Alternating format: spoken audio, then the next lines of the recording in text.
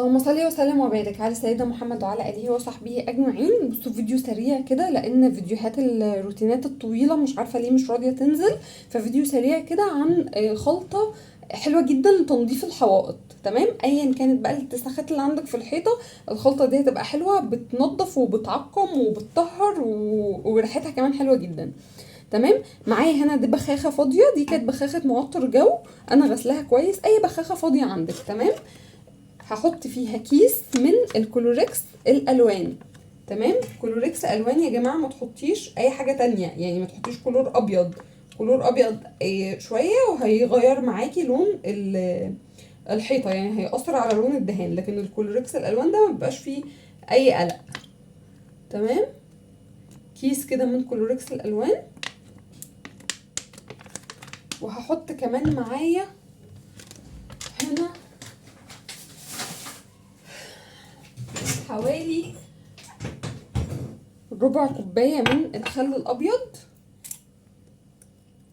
طبعا الخل بينظف وبيعقم، وريحته مش هتبان معايا، لأن ريحة الكلوركس الألوان حلوة جدا، فمش هتبان معانا خالص خالص ريحة الخل، ما تقلقوش.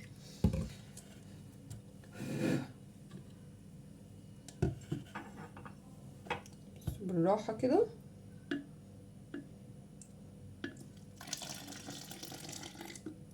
ربع كوباية من الخل الأبيض.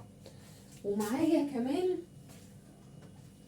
هحط معلقتين من أي صابون سائل بتستعمليه، اللي هو السائل بتاع المواعين، وما تكتريش عشان ما يرغيش معاكي. احنا عايزين حاجة بسيطة خالص هتنضف معانا من غير ما ترغي، عشان الدنيا ما تبقاش صعبة عليكي يعني، وما تغيرش منك وكده.